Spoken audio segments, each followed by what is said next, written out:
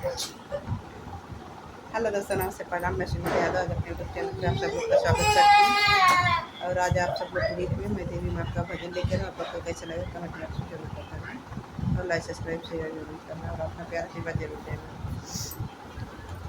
धीरे धीरे पाँव धरई हमारी मायरिया बालाम हो, जल्दी बोलावो मालिनिया बालाम हो, जल्दी बोलावो मालिनिया। धीरे धीरे पाँव धरई हमारी मायरिया बालाम हो, जल्दी बोलावो मालिनिया बालाम हो, जल्दी बोलावो मालिनिया। हार और फूल पिया खूबई मांगाई, और फूल पिया खूबई मांगाई, खूबई मांगाई पिया खूबई मांगाई।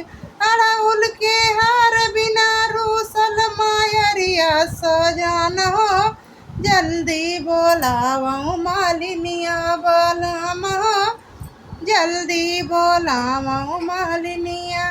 धीरे धीरे पाँव धरई हमारी मायरिया बालाम हो, जल्दी बोलावो मालिनिया सजान हो, जल्दी बोलावो मालिनिया। गोटेदार साड़ी पिया माई के पहनाई, गोटेदार साड़ी पिया माई के पहनाई। ललकी चुनर बिना रूसल मायरिया सजान हो, जल्दी बोलावो मालिनिया बालाम हो, जल्दी बोलावो मालिनिया। धीरे धीरे पाँव धरई हमारी मायरिया बालाम हो, जल्दी बोलावो मालिनिया सजान हो, जल्दी बोलावो मालिनिया।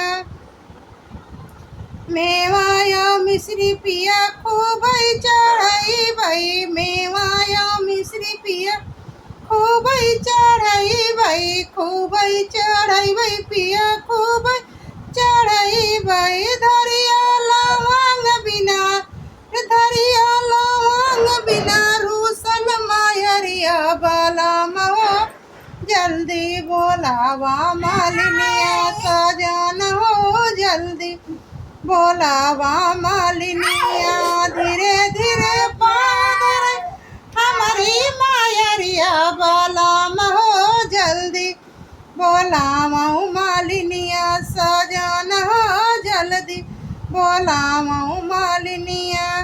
अमवा की तेरी पिया ताजा मांगई भई, अमवा की तेरी पिया ताजा मांगई भई। निमिया के गाछ अमवा की तेरी पिया ताजा मांगई भई, ताजा मांगई भई हो, ताजा मांगई भई। निमिया का गाछ बिना, निमिया का गाछ बिना रूसल मायरिया बालाम हो, जल्दी बोलावो मालिनिया सजान हो, जल्दी बोलावो मालिनिया। धीरे धीरे पाँव धरई हमारी मायरिया बालाम हो, जल्दी बोलावो मालिनिया सजान हो, जल्दी बोलावो